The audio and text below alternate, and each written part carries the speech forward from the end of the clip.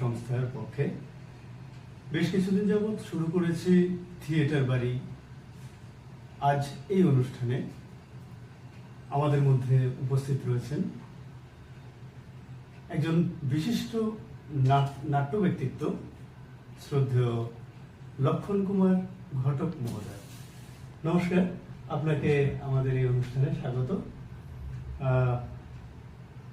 শুরুটা আমরা এভাবেই করি, আমরা প্রথমে আপনার কাছ থেকে আপনার বিষয় সম্পর্কে জানি, আপনার ব্যক্তি জীবন সম্পর্কে বলতে পারেন, আপনার সামগ্রিক বিষয়। আমি শুরুটা করি এইভাবে যে আমাদের ছোটবেলায় যখন আমার জন্ম এই বাড়িতে সিদ্ধি আশ্রম এলাকায়, আমাদের ছোটবেলায় আমরা আমাদের এলাকাতে প্রচুর নাটক দেখতাম। নাটক যাত্রা আমাদের এই অত্র অঞ্চলে তখন লোক বসতি এত ছিল না, কিন্তু প্রচুর যাত্রা নাটক হতো এবং সেই যাত্রা নাটক কিন্তু বাইরের দল নয়, স্থানীয় মানুষরাই যাত্রা, প্রতি বছর পুজোর পরে যাত্রা, তারপর স্বাধীনতা দিবসে নাটক, সরস্বতী পূজার পরে নাটক, 25শে বৈশাখে, রবীন্দ্র জয়ন্তীতে নাটক, এই বিষয়গুলো আমাদের এলাকায় খুব বেশি ছিল। আমাদের সিদ্ধাশ্রম তো ছিলই, অন্যান্য যে জায়গাগুলো কাঁঠালতলি, আমতলি, আমাদের ড্রপ গেট, পুলিশের যে মাঠ, ওখানে কালী পুজো হতো, ওখানে 3-4 দিন, কালী পুজোর পরে 3-4 দিন যাত্রা হতো। এই বিষয়গুলো ছোটবেলা থেকে দেখতে দেখতে আমরা বড় হয়েছি। ফলে আমাদের দেখার মধ্যে, আমাদের বোধের মধ্যে ছোটবেলা থেকেই সাহিত্য, সংস্কৃতি, নাটক, যাত্রা আমাদের মাথার মধ্যে ঢুকে গেছিল, দেখা এবং শোনা। সেই সঙ্গে আরেকটা বিষয় ছিল, এখন এই বিষয়টা নেই, সেটা হচ্ছে সিনেমা। তখন সরকারিভাবে তথ্য সংস্কৃতি দপ্তর থেকে বিভিন্ন এলাকায় গিয়ে গিয়ে সিনেমা দেখানো হতো। আমাদের এখানে এলাকাতে প্রচুর সিনেমা, বাবলা থেকে আরম্ভ করে প্রচুর সিনেমা, রামের সুমতি, প্রচুর সিনেমা ডকুমেন্টারি করে পর্দা লাগিয়ে, জেনারেটর লাগিয়ে, তখন তো ইলেকট্রিক এত পাওয়ার ছিল না, জেনারেটর দিয়ে পর্দা লাগিয়ে, এটা বিশেষ একটা নামও ছিল, হ্যাঁ, ডকুমেন্টারি বলা হতো, আমরা ডকুমেন্টারি বলতাম, ডকুমেন্টারি সিনেমা দেখানো হতো। প্রচুর সিনেমা আমরা এসব এলাকাতে, বিভিন্ন এলাকাতে দেখেছি এবং সরকারিভাবে দেখানো হতো। আমি মাসে 3-4 দিন সিনেমা দেখতাম, বিভিন্ন সিনেমা, পুরনো সিনেমা বা বাংলা সিনেমা বিশেষ করে। সেই সঙ্গে আরেকটা ছিল, যখন 7-এর দশকে, 8-এর দশকে, যখন এখানে ত্রিপুরাতে ওএনজিসি এলো, ওএনজিসি আসার পরে এখানে গ্যাস উত্তোলনের জন্য রাশিয়ানরা এলো সাহায্যের জন্য টেকনিক্যালি। তখন রাশিয়ানরা এই আমাদের বাড়ির কাছাকাছি ওএনজিসির কোয়ার্টার থাকতেন, ওরা সিনেমা দেখতেন, নিজেরা সিনেমা, রাশিয়ান সিনেমা, সেগুলোও আমরা দেখতাম দৌড়ে গিয়ে, সেগুলো আমরা দেখতাম। এগুলো আমরা মানে কিছুই বুঝতাম না, কিন্তু ছবি দেখতাম, সিনেমা হিসেবে দেখতাম। মানে এখন মাথার মধ্যে আসে এই বিষয়গুলো, এই সিনেমা, নাটক, যাত্রা, সংস্কৃতি, গান, বাজনা করতে করতে আমার ছোটবেলা কেটেছে। আমরা খেলাধুলা করতাম, তারপর একটু বড় হয়ে আমরা নিজেরাও নাটক করেছি পাড়াতেই, চাঁদা তুলে। তখন 4 আনা 8 আনা চাঁদা তুলতাম। মানে কোন সময়টার কথা বলছি? এই তো 7-এর দশকের শেষটায়, 8-এর দশকে, 8-এর দশকের শুরুটায়, তখন আমরা আমাদের কলেজ পাস করেছি বা স্কুল 11-12 পাস করেছি, তখন ওই সময়টাতে আর কি প্রচুর আমরা বছর 2-3 বার নাটক করতাম আমরা। হ্যাঁ, মানে কলকাতা থেকে স্ক্রিপ্ট এনে আমরা নিজেরাই, পাড়ার ছেলে মেয়েরাই আমরা নাটক করতাম, নিজেরাই অ্যানাউন্সমেন্ট করতাম, স্টেজ বানাতাম, সব নিজেরাই করতাম। মানে এখানে অন্য বাইরে থেকে লোক আসতো না, আমরা নিজেরাই সব। তখন একটা আলাদা একটা আনন্দ ছিল, মানে সবাই মিলে। হ্যাঁ, তখন ব্যাপারটা ছিল এরকম যে আমরা নিজেরা করব, বাইরের জিনিস আমরা দেখবো, বড় জায়গার জিনিস দেখবো, সেটা হচ্ছে আলাদা, কিন্তু আমরা নিজেরা। তার জন্য আমাদের এলাকায় কালচারালি খুব ইনোভেশন ছিল এবং কালচারালি খুব এগিয়ে ছিল আমাদের এলাকায়, এই অঞ্চল। সাহিত্য সংস্কৃতি খুব এগিয়ে ছিল, লোক বসতি কম ছিল, কিন্তু যারাই ছিলেন কোনো না কোনো ভাবে সংস্কৃতির মনোভাব, হ্যাঁ, কোনো না কোনো ভাবে সংস্কৃতির সঙ্গে জড়িয়েছিলেন। কেউ হয়তো নাটক করতেন না, কিন্তু নাটকের সঙ্গে, যাত্রার সঙ্গে থাকতেন। কেউ প্রমোট করতেন, কেউ দর্শক হিসেবে থাকতেন। এর বিশাল অনেক অনেক ঘটনা, অনেক আনন্দের ঘটনা। অনেক একবার হয়েছিল, এই আমাদের আমরা নাটক করছি তখন একটা প্রথা ছিল, এখন নেই এটা, যে মাঝখানে যাত্রার মাঝখানে নাটকের মাঝখানে পুরস্কার দেওয়া। মানে এলাকার মানুষ তার অভিনয়ে সন্তুষ্ট হয়ে 10 টাকা পুরস্কার দিল। তা আমার এক বন্ধু রুনু পাল চৌধুরী, আমাদের সমসাময়িক বয়স, এই এলাকায় এই বাড়ি, ও একটা রোল করছিল, মানে একটা হাসির চরিত্র, জোকার এই টাইপের চরিত্র। তো ওকে বলা হলো, তুই কিন্তু তোকে আমরা পুরস্কার দেব, কিন্তু তুই টাকাটা ফিরিয়ে দিবি। মানে ওকে পুরস্কার দিয়ে, মানে পুরস্কারের যে ইয়েটা এটা শুরু করা আর কি, যাতে অন্যরা উৎসাহিত হয় আর পুরস্কার দেয়। সে কি করলো, 10 টাকা পেয়ে সে বাড়ি চলে এসে, মানে ওর অভিনয় কিন্তু রয়েছে তখনও, এরপরে কিন্তু অভিনয় আছে ওর, কিন্তু ও নেই নেই নেই নেই, যখন ওর সিন আসে এলো এর পরবর্তীতে কিছুক্ষণ পরে ও আর নেই, খুঁজে পাওয়া গেল না। তখন নাটকটা অন্যভাবে আবার মেকআপ করে শেষ করা হলো। পরে জানা গেল যে এই 10 টাকা ফিরিয়ে দেবে না, এই কারণে সে বাড়ি চলে এসেছে নাটক না করে, শেষ না করে। এরকম বহু মজার ঘটনা ছোটবেলায় আমরা পেয়েছি। তারপর আমি উমাকান্ত স্কুলে পড়তাম, প্রথমে আমি 5 পর্যন্ত পড়েছি এই স্কুলে, বাজারঘাট স্কুলে, তখন জুনিয়র বেসিক ছিল স্কুলটা। এরপরে আমি উমাকান্ত স্কুলে পড়েছি, ওখানেও সাংস্কৃতিক কাজকর্ম হতো, উমাকান্ত স্কুলে খুব নাম ছিল। কিন্তু তখন মানে আমাদের স্কুলের স্টুডেন্টরা বা আমার ক্লাসমেটরা বা আমার সিনিয়ররা বা জুনিয়ররা তারা এত ট্যালেন্টেড ছিলেন, আমি কিন্তু নাটকের সুযোগই পেতাম না। বহুবার নাটক করার জন্য আগ্রহ নাম জমা দিয়েছিলাম, কিন্তু সুযোগ পাইনি, কারণ আমার চেয়ে ভালো আরো ছিল। কিন্তু এখন আর ওই ছেলে মেয়েরা, আমার বন্ধুরা প্রায় নাটক থেকে 2-1 আছে, মানব আছে, জয়দীপ আছে, শৈবাল আছে, এর বাইরে অনেকেই কিন্তু নাটক থেকে অনেক দূরে চলে গেছে। এই হচ্ছে ছোটবেলার কথা আর কি। পরবর্তী সময়ে আমি তো জানি আপনি শুধু নাটক মানে নাটক নিয়ে আছেন এটা বলবো না, আপনি কবিতাও লিখছেন, সঙ্গে আপনার যে ব্যক্তি জীবন, এখানে আপনি যে একটা চাকরি করছেন, সব মিলিয়ে আপনি নাটকটাকে অন্য সমস্ত কাজ থেকে আপনি কতটা ভিন্ন দিচ্ছেন? নাটকের জন্য আসলে যেহেতু আমি পেশাদার নাট্যকর্মী নই, নাট্যশিল্পী নই, আমার জীবিকার জন্য, জীবনের জন্য অন্য কাজ করতে হয়। ফলে নাটকের জন্য যতটা সময় দেওয়া উচিত বা দরকার, বা নাটক ডিমান্ড করে আমার থেকে অতটা সময় আমি দিতে পারি না। এটা একটা আক্ষেপ, কিছু করার নেই।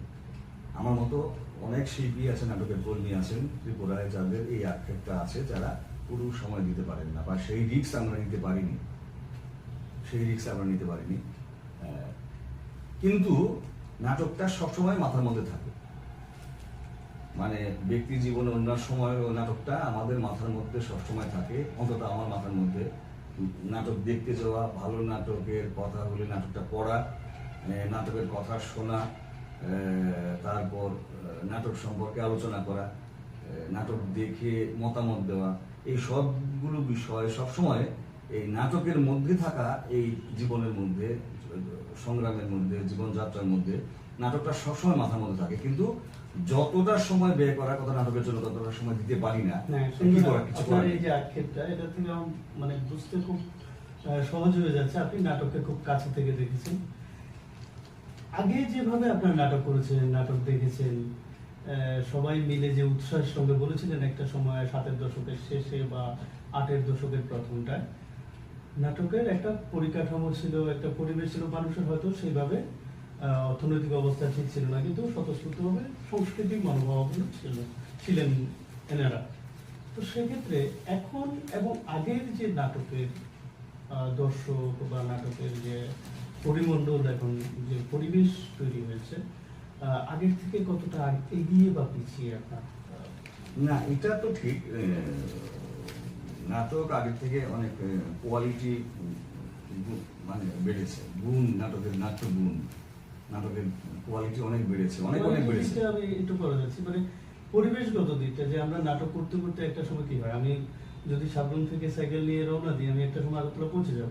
নাটকেরও এরকম একটা উদ্দেশ্য ছিল, শুরু থেকে নাটকটা একটা জায়গায় পৌঁছতে চেষ্টা করছে, সামাজিক পরিবর্তন, উন্নয়ন, যেটাই বলুন, যেভাবে, যেটা একটা উদ্দেশ্য নিয়ে নাটকের একটা চলন ছিল।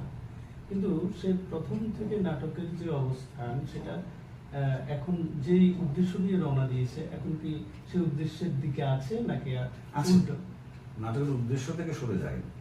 যেটা হয়েছে সেটা হচ্ছে, আগে যেরকম পাড়ায় পাড়ায় বিভিন্ন অনুষ্ঠানে, বিভিন্ন ইভেন্টে, স্বাধীনতা দিবস, রবীন্দ্র জয়ন্তী, পুজোর পরে শারদোৎসব, এগুলোর পরে নাটক যাত্রা হতো, সারা ত্রিপুরার কথাই বলছি, সেগুলি আমার এলাকা দিয়ে বুঝতে পারি, আমাদের এলাকা দিয়ে, যে সেটার চলন, সেটার চল অনেকটাই কমে গেছে।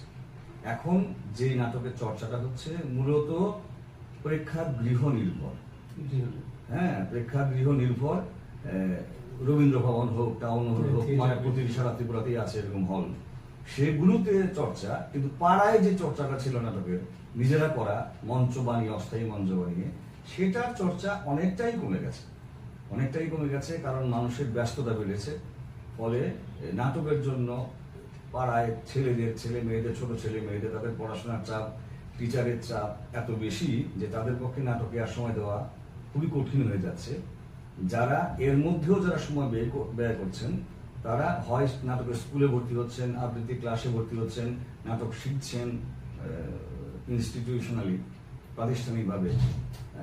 তারপর বিভিন্ন নাটকের দল, আগেও ছিল গ্রুপ, সেই গ্রুপগুলি পাড়াতেও করতো, এলাকাতেও করতো অস্থায়ী মঞ্চ বানিয়ে। কিন্তু এখন আর এলাকাতে নাটক হয় না, মানে ওই এলাকাতে ছোট ছোট পকেটে নাটক হয় না। এখন ম্যাক্সিমামই নাটক হয়, সবাই নাটক করে হলমুখে, প্রেক্ষাগৃহ নির্ভর, যেখানে প্রেক্ষাগৃহ আছে সেখানেই। এতে কি নাটক যে জিনিসটা চাইছে, নাটক তার কাজ করতে পারছে? হ্যাঁ, সে হচ্ছে, সে নাটকে যে উদ্দেশ্যে নাটক, যে কথা বলার, মানুষের কথা বলার, যে কথা বলার জন্য নাটক, সেটা হচ্ছে। কিন্তু যেটা আমি আবার বারবার বলছি, যেটা হচ্ছে যে কালচারালি এলাকায় ছোট ছোট পকেটে যে নাটকের চর্চা, সেটা কমে গেছে।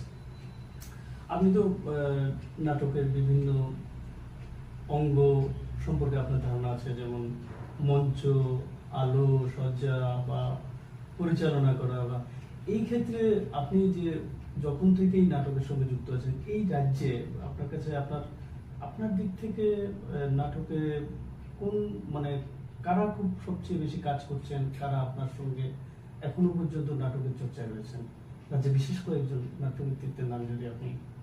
না, এরকম তো অনেক মানুষ আছেন, সারা ত্রিপুরাতেই আছেন, অনেক আছেন যারা নিয়মিত কাজ করে যাচ্ছেন। খোয়াই, ধর্মনগর, উদয়পুর, আগরতলা তো বটেই, কৈলাসহর, বিভিন্ন জায়গাতেই আছেন নাটকের কাজ নিয়মিত করে যাচ্ছেন। এর মধ্যে অবশ্যই যেমন সঞ্জয় করের নাম বলতে হয়, যেমন পার্থপ্রতিম আচার্যের নাম বলতে হয়, যেমন বিভু ভট্টাচার্যের নাম বলতে হয়, কার্তিক বণিকের নাম বলতে হয়, উদয়পুরে অভিজিৎ দাসের নাম বলতে হয়, ধর্মনগরের মণিদীপ এর নাম বলতে হয়। এরকম অনেক আছেন যারা মোটামুটি চেষ্টা করছেন নিয়মিতভাবে কাজ করার। সেটা সময়ের কারণে নানা রকম, সবাই যে সমানভাবে, সমান তালে কাজ করতে পারছেন, সমান ইন্টারভেনশনে কাজ করতে পারছেন তা না। কেউ হয়তো একটু কম হচ্ছে, কারোর বেশি হচ্ছে, কিন্তু কাজ হচ্ছে, বিভিন্ন স্তরেই কাজ হচ্ছে। এমন কোনো নাটক করতে গিয়ে এমন কোনো বিষয়ের সম্মুখীন হয়েছেন আপনাকে অনেক এখনো স্মৃতি মধুর বা বেদনাদায়ক, এমন একটা ঘটনা? এরকম তো অনেক ঘটনাই আছে, অনেক ঘটনাই আছে, কিন্তু আমাদের ক্ষেত্রে 2-3 বার হয়েছে এরকম নাটক করতে গিয়ে। আমাদের নাটক তৈরি, রবীন্দ্র ভবনে করব, প্রায় সব কিছু ঠিক, কিন্তু 3-4 দিন আগে খবর এলো যে হলটা ওই দিন পাওয়া যাবে না, সরকারি অনুষ্ঠান, সরকার বড় ধরনের অনুষ্ঠান, ফলে ওই দিন হল পাওয়া যাবে না। ফলে এই যে বিষয়টা, মানে আমাদের সব দর্শককে জানানো, দর্শকের টিকিট পৌঁছে দেওয়া, প্রচার, সবকিছু আমাদের ঠিক আছে যে ওই দিন হবে, কিন্তু পরবর্তীতে আবার সবাইকে জানানো যে ওই দিন হচ্ছে না আমাদের নাটক, এরপরে আবার পরের সপ্তাহে বা 2 সপ্তাহ পরে হবে। এরকম 2-3 বারই আমরা এইরকম ঘটনার মুখোমুখি হয়েছে, যেটা খুবই মানে কষ্টদায়ক, যে আবার পরের একটা ডেট ম্যানেজ করা। শুধু আমি নয়, আমার সঙ্গে, আমাদের দলের সঙ্গে লাইটের প্রশ্ন আছে, মেকআপের প্রশ্ন আছে, স্টেজের প্রশ্ন আছে, আবহের প্রশ্ন, তাদের সঙ্গে আবার কন্ট্রাক্ট করা, তাদের সময় বের করে নেওয়া। এই মানে হল ক্যান্সেল হলে যে একটা নাটকের বিড়ম্বনা, একটা নতুন একটা নাটকের প্রোডাকশনের, এটা যারা ভুক্তভোগী তারা বলতে পারবে। এরকম ঘটনা মুখোমুখি হয়েছে, এছাড়াও আরো অনেক ঘটনা আছে।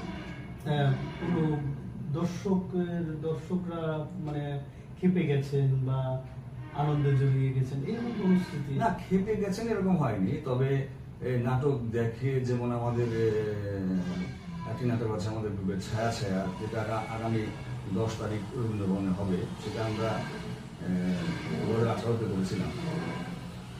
সেই নাটক দেখার পর অনেকেই ভার্চুয়ালি ফিজিক্যালি অনেকেই বলেছেন যে তারা এই নাটকটা থেকে এরকম বিষয়ে নাটক যে হতে পারে এরকম একটা এটা তারা ভাবতে পারেনি। আনন্দে অনেকে জড়িয়ে ধরেছেন, বিন্দুকে সে ধন্যবাদ জানিয়ে অভিনন্দন জানিয়েছে, এরকম হয়েছে। কিন্তু ভেবে গেছেন দর্শক এরকম হয় মানে নাটক করতে গিয়ে কিছু কিছু প্রতিবাদী এবং বিষয় চলে আসে, এই জন্য না, ওই রকম ঘটনা আর নতুন করে দর্শক ভেবে গেছেন এরকম ঘটনা নতুন করে। আপনার নিজস্ব তো আপনি নাটক দেখছেন, নিজস্ব বাড়ির নাটক দেখছেন, আপনার কিছু নাটকের নাম এই তো একটা নাম বললাম, আপনার পছন্দের যেগুলো? যেমন ছায়া ছায়া আমার খুব পছন্দের। যেমন গতবার আমরা করেছিলাম মুখোমুখি একটা নাটক। তারপর একটা নাটক আমার খুব প্রিয় নাটক, একক নাটক, একজন মহিলা চরিত্রের সুরমা। সেটা মানে ত্রিপুরায় হয়নি, কিন্তু উত্তরবঙ্গে প্রায় এখনো পর্যন্ত 50টি শো হয়েছে নাটকটা। একটি নাটক সুরমা নামে একটি নাটক, 50টি শো হয়েছে। ওদের একটা দল আমাদের স্ক্রিপ্ট চেয়েছিল, স্ক্রিপ্ট পাঠিয়েছিলাম, ওরা 50টি শো করেছে। এবং কি পশ্চিমবঙ্গে যে নাট্যমেলা হয় সরকারি উদ্যোগে পশ্চিমবঙ্গে, সেই নাট্যমেলাতেও এই নাটকটা সুরমা নাটকটা ওই দল করেছিল। ফলে এই নাটকটা আমার খুব পছন্দের। মানে কতগুলো মানে এই 2-3টে নাটক আমরা পেয়েছি, আর এছাড়া এগুলো হচ্ছে আপনার রাজ্যে বেশ কিছু ভালো নাটক আছে, সেই নাটকগুলোর মধ্যে আপনার পছন্দের 1-2 নাটকের কথা যদি বলেন। যেমন একটা নাটক আমার খুব ভালো লেগেছিল, এটা হচ্ছে 8-এর দশকে, যখন ত্রিপুরাতে একটা জাতি উপজাতি একটা ক্লেশ হয়েছিল, ওই সময়ের পরে খোয়াই থেকে নাটকটা হয়েছিল। সেটা হচ্ছে অপরিতের ডায়েরি, বীরেন্দ্র সিনহার লেখা এবং নির্দেশনায়। অসম্ভব ভালো নাটক, অসম্ভব ভালো অভিনয় ছিল, মোটামুটি অসম্ভব ভালো নাটক, মানে আমার খুব ভালো লেগেছিল। এবং ইদানিং কালে একটি নাটক খুব ভালো লেগেছে বলা যায়, সেটা হচ্ছে সঞ্জয় দার অ্যাডাপশন ইপসেন থেকে, সেটা হচ্ছে সঞ্জয় করে, সেটা হচ্ছে প্রেতচ্ছায়া। ইদানিং বলতে কয়েক বছর আগে, কিন্তু অসম্ভব ভালো স্ক্রিপ্ট, অ্যাডাপশন অসম্ভব ভালো, এবং অসম্ভব ভালো অভিনয় ছিল সুপ্রীতিদির। এইরকম অনেক, এছাড়াও আরো অনেক আছে। যেমন একটা নাটক ছিল, অভিনয় খুব ভালো, আমার খুব ভালো লেগেছিল, উদয়পুরের যিনি এখন আগরতলায় থাকেন, আগরতলায় বলা যায়, অমৃত শিবের নির্দেশনা এবং অভিনয়, চাণক্য। অসাধারণ অভিনয়, মানে এরকম অভিনয়, স্পেলের অভিনয় আমি কমই দেখেছি। মানে এটা যদিও ওনার লেখা নয়, বাইরের লেখা, মানে ডিএলআই লেখা, জেনারেল লেখা, চাণক্যের সেই অসাধারণ প্রোডাকশন, অসাধারণ অভিনয়, দুর্দান্ত অভিনয়। আমরা তো নিশ্চয়ই নাটক সরাসরি মানুষের হৃদয় স্পর্শ করার ক্ষমতা রাখে। অন্যান্য সাংস্কৃতিক চর্চাগুলোর মধ্যে নাটক একটা বিশেষ দিক। কিন্তু নাটক করতে গেলে আমরা যেটা অনেকের কাছ থেকে শুনছি, অনেকে বলতে চেষ্টা করছেন যে অনেক বেশি খরচ পড়ে যায়, বহন করতে হয়, বা যারা নাটক করছেন তাদেরকে ধরে রাখা, এখানে সবার তো নিজস্ব খরচাপাতি থাকে, জীবন চালানোর একটা বিষয় থাকে। সেদিক থেকে নাটককে ধরে রাখার জন্য আপনার পরামর্শ কি থাকবে? কিরকম ভাবে ছেলেপেলেরা পরবর্তী সময় আসবে, বা অর্থনৈতিক দিকগুলো কিভাবে? দেখুন, একটা জিনিস হচ্ছে নাটক করতে গেলে নাটকের যে প্রোডাকশনের কস্ট, সেটা কমিয়ে আনতে হবে। কমিয়ে আনতে বলতে স্টেজের যে ডিজাইন, সেই ডিজাইনটাকে এইভাবে করতে হবে যাতে খুব কম খরচে স্টেজের ডিজাইনটাকে এটা স্কেচের মতন করে সাজেস্টিভ, স্বাভাবিক স্টেজ না করে, স্বাভাবিক ন্যাচারাল স্টেজের মতো না করে সাজেস্টিভ স্টেজের মতো করলে খরচ অনেক কমবে। মিউজিক, লাইট আমরা যদি নিজেরা করতে পারি, মিউজিকটা নিজেরা করতে পারি আমরা ইচ্ছে করলেই, মেকআপটা নিজেরা করতে পারি ইচ্ছে করলেই, লাইটও কয়েকটা ইকুইপমেন্টস থাকলে বা ভাড়া নিয়ে আমরা নিজেরা করতে পারি। এগুলো এখন অনেক প্যানেল বেরিয়েছে, এখন অনেক সহজ, এগুলো ভাড়া নিয়েও আমরা করতে পারি। মানে এগুলো যদি আমরা শিখি, একটা দলের যে নিয়মিত দল যারা কাজ করেন, তাদের এই ইকুইপমেন্টসগুলি অনেকেরই আছে, মেকআপ নিজেরা করেন, মিউজিক নিজেরা করেন, অনেকেই আছে। ফলে হয় কি, তখন প্রোডাকশন কস্ট অনেক কমে যায়। স্টেজটা যদি মানে হয়, হালকা হয়, সাজেস্টিভ হয়, তখন স্টেজটাকে বহন করাও মানে আমাদের পক্ষে কলসর পক্ষে আমন্ত্রণ এলে শো করা, বাইরে গিয়ে শো করা, তখন স্টেজ যদি হালকা হয় তাতে অনেক সুবিধা। হ্যাঁ, এরকমভাবে খরচ কমানো যায়। আর আরেকটা হচ্ছে টিকিট বিক্রি করা। আমি যদি মনে করি কেউ আমাকে, কোনো কোম্পানি আমাকে টাকা দেবে তারপর আমি নাটক করবো, এভাবে হবে না। টিকিট বিক্রি করতে হবে। যদি আমি প্রেক্ষাগৃহে দিয়ে শো করি, তাহলে আমাকে টিকিট বিক্রি করার তাগিদটা তৈরি করতে হবে। আমি যদি 200-300 টিকিট বিক্রি করতে পারি 50 টাকা করে, তাহলে আমার টাকাটা অনেকটা টাকাই উঠে আসবে। টিকিট বিক্রি করার এই তাগিদ, মানে ফ্রি দেখানো, এটা আমি বিরুদ্ধে। নাটক ফ্রি দেখানো, এটা আমি বিরুদ্ধে। যেই সরকারিভাবে হোক, বেসরকারিভাবে হোক, আমার কথা হচ্ছে আমি যদি গ্র্যান্টও পাই, তারপরেও আমাকে 1 টাকা হলে টিকিটের মূল্য রাখতে হবে। না হলে টিকিটের যদি মূল্য না থাকে দর্শক মানে প্রবেশ করার ক্ষেত্রে, তাহলে হয় কি, দু তরফের তাগিদ থাকে না, দায়বদ্ধতা থাকে না। দর্শকের একটা দায়বদ্ধতা থাকা চাই যে আমাকে সময় মতো হলে ঢুকতে হবে, নাটকটা দেখতে হবে মনোযোগ দিয়ে। আমি বাদাম খাবো না, মোবাইলে কথা বলবো না। আমার 10 টাকা দিয়ে টিকিট কিনেছি, ফলে 10 টাকার যে একটা দাম আছে, মূল্য আছে, সেটা আমাকে মানতে হবে, মেনে নিতে হবে। এবং যে প্রোডাকশন করছে দলটা, সেও জানে উনি 10 টাকা টিকিট কেটে এসেছেন, তাকে আমাকে সন্তুষ্ট করতে হবে। ফলে এই দুই তরফের যে তাগিদ, তাতে টিকিট না বিক্রি করলে, আমরা ইদানিংকালে খুব বেশি দেখছি, আগে এটা হতো না, যে টিকিট না বিক্রি করে ফ্রি হওয়া উচিত না, একদমই নেই। আমি এটার পক্ষপাতী নেই। আমরা যখন ছোটবেলায় করতাম, আমাদের তখন টিকিট ছিল না, তখন তো আমরা অস্থায়ী মঞ্চ, বাঁশ দিয়ে মঞ্চ বানিয়ে, বাড়ি থেকে চৌকি নিয়ে মঞ্চ বানিয়ে করতাম। কিন্তু আমাদের একটা বিষয় ছিল কি, আমরা কিন্তু পাড়া থেকে চাঁদা তুলতাম, 50 পয়সা 1 টাকা করে, সব বাড়ি থেকে যে যা পারতো টাকা দিত, চাঁদা দিয়ে কিন্তু আমরা নাটক করতাম। ফলে ওদেরও একটা, যারা চাঁদা দিল তাদেরও একটা দায়বদ্ধতা থাকতো, নাটক দেখতে হবে। আমাদেরও একটা দায়বদ্ধতা থাকতো যে আমরা নাটকটা ঠিক মতো করতে হবে, যাতে তারা আনন্দ পায়, চাঁদা দিয়েছে তারা। এখন যখন আমি প্রেক্ষাগৃহে করবো, তখনও এই কথাটা মাথায় রাখতে হবে যে এইভাবে একতরফা ফ্রি করে নাটক দেখানো ঠিক না, আমি এটা মনে করি। নাটকের মাঝখানে আপনি কথা বলার সময় একটা বলেছেন, গ্রেন্ট একটা শব্দ বলেছেন, এটা কিরকম সহযোগিতা করছে নাটক? না, সেটা সরকারিভাবে বিভিন্ন স্তর থেকে কেন্দ্রীয় সরকার, ত্রিপুরা সরকার নানা রকম ভাবে সাহায্য করছেন নাটককে এখন, আর্থিক সাহায্য দিয়ে। কিন্তু এটাই শেষ কথা হতে পারে না, কারণ গ্র্যান্ট তো স্বাভাবিকভাবেই সরকারের টাকার সীমাবদ্ধতা আছে। সরকারি তো অঢেল টাকা নয় সরকারের কাছে যে আমি চাইলেই পাবো, সবাই পাবে, সবাইকে দেওয়া সম্ভব। এখন যদি 100টা দল থাকে, নাটক দল থাকে, সবাইকে তো গ্র্যান্ট দেবে না, তাদের একটা ক্রাইটেরিয়া থাকবে। না, আমার প্রশ্নটা ছিল যে এই বিষয়টা, মানে এটা কি নাট্যকর্মীদের বা নাট্য শ্রমিকদের কোন রকমের উৎসাহের দিক হতে পারে কিনা, বা ভবিষ্যৎ গঠনের ক্ষেত্রে কোনো? না, এটা গ্র্যান্ট কখনো হতে পারে না, মানে নাটকের চলার ক্ষেত্রে পলিসি হতে পারে না। বরং গ্র্যান্টটা উল্টো কাজ করে। গ্র্যান্টটা দর্শক আনার ক্ষেত্রে, দর্শক তৈরির ক্ষেত্রে তাগিদটাও নষ্ট করে দেয়। এটা ক্ষতিকারক দিক আছে একটা। কারণ যদি আমি বুঝি যে আমি বছরে 1 লাখ টাকা পাবো, 1 লক্ষ টাকা, আমার 3টে শো করতে হবে, আমার সেই শর্ত আছে, আমাকে এই নাটকে 3টে শো করলে আমি 1 লক্ষ টাকা পাবো, তাহলে 1 লক্ষ টাকা পাওয়ার জন্য আমি পেলে, আমি দর্শক আনার তাগিদটা আমার বন্ধ হয়ে গেল, নষ্ট হয়ে গেল। কারণ দর্শকের টিকিট বিক্রি করার তাগিদটা আমার নষ্ট হয়ে গেল। দর্শকের তরফেও সেই তাগিদটা এলো না, কারণ ফ্রি এটা, তখন তো আমি ফ্রি দেখাবো, কারণ আমি টাকা তো পাবো, আমি নিশ্চিত 1 লাখ টাকা পাবো। এটা একটা ক্ষতিকারক দিক। আর পজিটিভ দিক হচ্ছে এটা যে যেই দল টাকার অভাবে বন্ধ হয়ে যাচ্ছে, টাকার অভাবে কাজ করতে পারছে না, সে ওই টাকাটা দিয়ে কাজ করতে পারছে। কিন্তু এটা একটা ক্ষতিকারক দিক আছে, যেটা আমি বললাম, যে দর্শক তৈরি করা, নতুন দর্শক তৈরি করার, দর্শককে যে টাকা দিয়ে নাটক দেখার এই যে দায়বদ্ধতা, সেটা নষ্ট করে দিচ্ছে। বিষয় হচ্ছে শহর এবং গ্রামের নাটকের ক্ষেত্রে চর্চাগত যেমন ফারাক রয়েছে, ঠিক তেমন নাটকের যে পরিবেশ তৈরি হয় সেটাও কিন্তু ফারাক রয়েছে।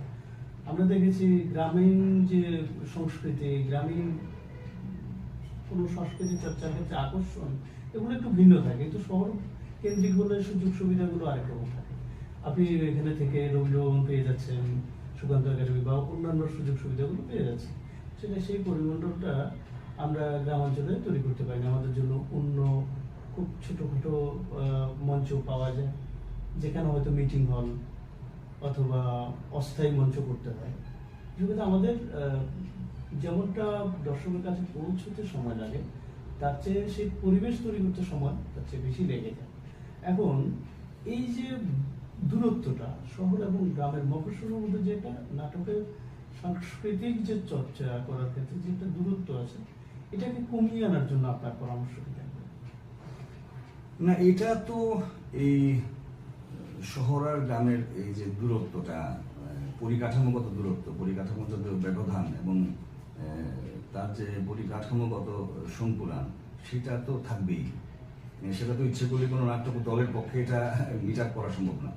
কারণ শহরে যে পরিকাঠামো, শহরের যে পরিবেশ পরিস্থিতি, তার রাজনীতি, তার অর্থনীতি, তার সরকারি যে বরাদ্দ শহরের ক্ষেত্রে যতটা থাকে, গ্রামের ক্ষেত্রে স্বাভাবিকভাবে একটু কম থাকে। এটা তো সারা ভারতবর্ষের ক্ষেত্রে সত্য, সারা পৃথিবীর ক্ষেত্রেই সত্য। এটা কখনো এটা প্যারালাল করা যাবে না, এটা হয়ই না। হওয়া উচিত, কিন্তু এটা হয় না। তো ফলে এটা তো এই পরিকাঠামোগত এটা প্যারালাল করা, সমান্তরাল করা খুব কঠিন, মানে উচিত হলেও কঠিন। কিন্তু যেটা হতে পারে সেটা হচ্ছে মানসিকভাবে চর্চা করার, আমার নাটক করার প্রেক্ষাগৃহ নির্ভরতা ছেড়ে অন্যভাবে নাটক করার ভাবনাটা যদি মাথায় রাখি, আমি যদি এরকম ভাবে রাখি, এখন ছোট জায়গাতে এটা বাইরে খুব চলে, আমরা যেটাকে মানে সেই অর্থে পথনাটক বলি, অঙ্গন নাটক আমি যদি নাম দেই, পথনাটক না বললে অঙ্গন নাটক যদি বলি, আমি একটা জায়গাতে ঘরের মধ্যে এই জায়গাটা দিয়ে আমি যদি করি, নাটকটা করি, এখানে 30 জন দর্শক হলো, তাহলে আমি এটা খুব স্বাভাবিক, খুব কম খরচে হয়। একটা বাড়ির দোতলার ছাদের উপর আমি করতে পারি, যেখানে ছাদটা খালি আছে, এখানে 50 জন দর্শক বসে রইল, মাঠের মধ্যে ফ্লোরে বসে রইল, পা বসে দিয়ে, বা আমি বেড কভার পেতে দিলাম, সেখানে নাটকটা ছোট একটা নাটক 8 ঘন্টা নাটক করতে পারি। এইভাবে আমরা নাটকটা করতে পারি, ইচ্ছে করলেও পারি। মানে এরকম নয় যে সব নাটকে আমাকে প্রেক্ষাগৃহে করতে হবে, এইভাবে ভাবা উচিত। তাহলে ওই যে পরিকাঠামোগত যে ব্যবধান গ্রাম এবং শহরের প্রেক্ষাগৃহের, ভালো প্রেক্ষাগৃহের, শীততাপ নিয়ন্ত্রিত প্রেক্ষাগৃহের যে অভাব গ্রামের দিকে নাটকের, সব গ্রামে তো এটা গড়ে ওঠা সম্ভব না। কারণ কিভাবে হবে, এই গ্রামের বাসিন্দাই হচ্ছেন 5000, তো সেখানে প্রতি গ্রামে তো একটা করে প্রেক্ষাগৃহ নির্মাণ করা সম্ভব না, সরকারের পক্ষে সম্ভবই না। এটা এত টাকা, অঢেল টাকা তো নেই, টাকার তো সীমাবদ্ধতা আছে। ফলে ওইভাবে যদি আমি ভাবি, আমি পথনাটক করব, অঙ্গন নাটক করব, আরো স্পেস নির্ভর নাটক করব, ছোট ছোট স্পেসে, তাহলে কিন্তু ওই ব্যবধানটাকে আমরা অনেক কমিয়ে আনতে পারি। সুপ্রিয় দর্শক, আজকে থিয়েটার বাড়ি অনুষ্ঠানে আমাদের মধ্যে রয়েছেন শ্রদ্ধেয় নাট্য ব্যক্তিত্ব লক্ষণ কুমার ঘটক মহোদয়। তার মূল্যবান বক্তব্য, কথোপকথন আমরা শুনতে পাচ্ছি, আমার সঙ্গে আলাপচারিতা রয়েছেন। আমরা বেশ কিছু মূল্যবান কথা তার কাছ থেকে আমরা শুনতে পেয়েছি। উপদেশমূলক কিছু কথা, আপনার সাজেশনমূলক কিছু কথা, পরবর্তী প্রজন্ম আপনার কাছ থেকে সেই কথাগুলো শুনে উৎসাহ পাবে, এমন কিছু মেসেজ আপনি আমাদের দর্শকদের। আসলে সেই উপদেশ দেওয়ার মতো যোগ্যতা আমার আছে কিনা জানি না, সেটা জন্য আরো যোগ্য হতে হয়, মানে আমি মনে করি। আমি শুধু এইটুকু বলতে পারি যে মানে সংস্কৃতি করতে গেলে, সাহিত্য করতে গেলে, কাজ করতে গেলে নিজের কাছে যে কথাটা আমি বলবো, নিজের কাছে স্পষ্ট এবং সৎ হতে হবে। সৎ বলতে আমি শুধু টাকা পয়সার সৎ নয়, এই কথাটা বলছে ভাবনা চিন্তার ক্ষেত্রে আমি কি প্রেজেন্ট করব, কি লিখব এবং কি দর্শককে বা পাঠককে দেব, সেই ক্ষেত্রে আমাকে সৎ হতে হবে। আমি যদি জেনেও না জানার ভান করি, সত্যি কথাটা বলতে না পারি, সত্যি কথা বলার অনেক রকম কায়দা থাকে, আমাকে সরাসরি না বলতে পারি, আমি ঘুরিয়েও বলতে পারি, আমি সরাসরি সব নাটক, যেমন আমরা যদি রক্ত করে দেখি, এখানে সরাসরি অনেক কথা নেই, কিন্তু ঘুরিয়ে অনেক কথা বলা আছে। এই সময়ের ক্ষেত্রেও সত্যি যে কথাগুলো, বিসর্জনেও এরকম রবীন্দ্রনাথের সরাসরি অনেক কিছু নেই, কিন্তু এরপরেও ঘুরিয়ে অনেক কথা বলা আছে যে এই সময়ের জন্য প্রাসঙ্গিক। তো আমি সেটা বলতে চাইছি যে আমি যদি কাজ করতে চাই, নাটক বা সাহিত্য বা সংস্কৃতি, আমার নিজের বিবেকের কাছে প্রথমেই আমাকে সৎ হতে হবে যে আমি জেনে বলবো, না জেনে বলবো না। আমি পড়াশোনা করে বলবো, না পড়াশোনা করে বলবো না। আমি যা জানবো জেনেই বলবো, পড়েই বলবো, শিখেই বলবো, এবং আমার অতীতটা জানতে হবে। এবার সাহিত্যের হোক, সংস্কৃতির হোক, নাটকের হোক, যে আমি পিছনের দিকে আমাদের কি ছিল, আমাদের ঐতিহ্য কি ছিল, কতটুকু পর্যন্ত আমার সিনিয়ররা, আমার আগের প্রজন্মে তারা কতটুকু পর্যন্ত করেছেন, এরপরে আমাকে কিভাবে আরো এগিয়ে নিয়ে যেতে হবে এই পথটাকে, এই চর্চাটাকে। আমি যদি পেছনটা না জানি, তাহলে আমি কিন্তু অতীত না জানলে ভবিষ্যৎ করা যায় না। অতীতটা জানতে হবে, ইতিহাসটা জানতে হবে, তাহলে আমি ভালো ভবিষ্যৎ করতে পারবো। এবার সাহিত্য, সংস্কৃতি, নাটক সর্বক্ষেত্রেই আমি এটা বিশ্বাস করি। আর হচ্ছে নিজের প্রতি সৎ। নতুন প্রজন্মের জন্য আমার এইটুকুই কথা। নমস্কার জানবেন, আমরা থিয়েটার বাড়িতে আজ আপনাকে পেয়েছি। আপনার মূল্যবান সময় আমরা আমাদের জন্য কাজে লাগিয়েছি, নাটকের জন্য কাজে লাগিয়েছি। আপনি আমাদের অভিভাবক, এবং পরবর্তী সময়ে আপনার এই মূল্যবান কথাগুলো পরবর্তী প্রজন্মের জন্য কাজে আসবে, নাটকের কাজে আসবে। এটুকু বলেই আমরা এই পর্বে বিদায় নেব। নমস্কার জানবেন। নমস্কার। নমস্কার।